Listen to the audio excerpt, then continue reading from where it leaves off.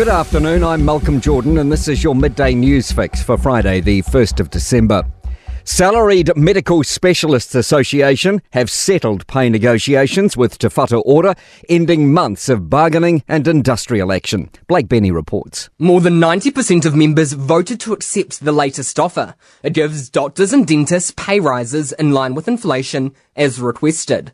Executive Director Sarah Dalton says they've secured a 7 to 8.8% increase in salary rates, equating to a weighted average across all salary bands of 5.73%. Emergency department staff's base salary levels will also increase 20%, recognising their shift work and working conditions. A change of rhetoric from the change in government. Prime Minister Chris Luxon and Finance Minister Nicola Willis are providing more detail about their plans at a fireside chat at Auckland's Viaduct Event Centre. Luxon says words like kindness and care mean nothing if outcomes aren't delivered. He says New Zealand should be proud of the way we care for people and it will always have a social safety net. But services won't be improved if the economy doesn't grow. Meanwhile, Auckland Mayor Wayne Brown and Minister of Regulation David Seymour have met for a public discussion in Auckland's Remuera today. Seymour warmed up the crowd with jokes about Chris Hipkins and Deputy Mayor Desley Simpson. Wayne Brown reflected on his year and told the crowd that if there wasn't radical change, people would be hit with heavy rates rises. He also touted his planned congestion charge and decried having to deal with 21 different councillors who can't agree on anything. Brown also made a joke at the expense of former Mayor Phil Goff and said if he failed at being mayor, he could become the next High Commissioner to the UK. Business confidence has risen to its highest point since 2015, according to ANZ's latest Business Outlook survey. Hopes New Zealand's construction industry crisis can be turned around. Sean Sweeney, the boss of Auckland's City Rail Link, has revealed the project would cost far less to complete in the US, Australia or Europe.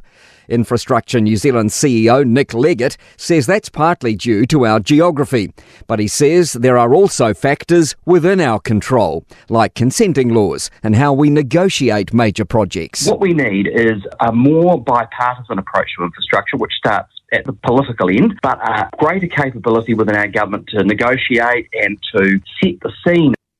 A historic moment in the AA-driven Car of the Year Awards as society moves to cleaner and greener transport.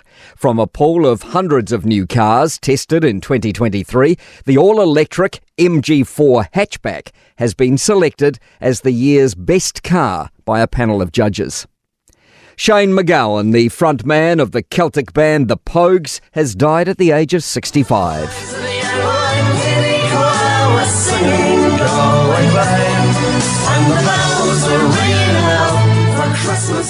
To sport. Tiger Woods has completed his first round of professional golf since undergoing ankle surgery post-Masters. The 47-year-old's carded a 3-over par 75 at the Hero World Challenge Tournament, the event that he hosts in the Bahamas. And a spot on the live circuits in the offing for a pair of New Zealanders. Ben Campbell and Kerry Mountcastle are among a swag of players competing for 3 berths in a qualifier at Abu Dhabi next week. And Netball Australia will meet with the Players Association today in another effort to resolve their pay dispute. I'm Malcolm Jordan. That's your latest news fix. We'll be back with the next update at 5 p.m. from the Newstalk ZB newsroom.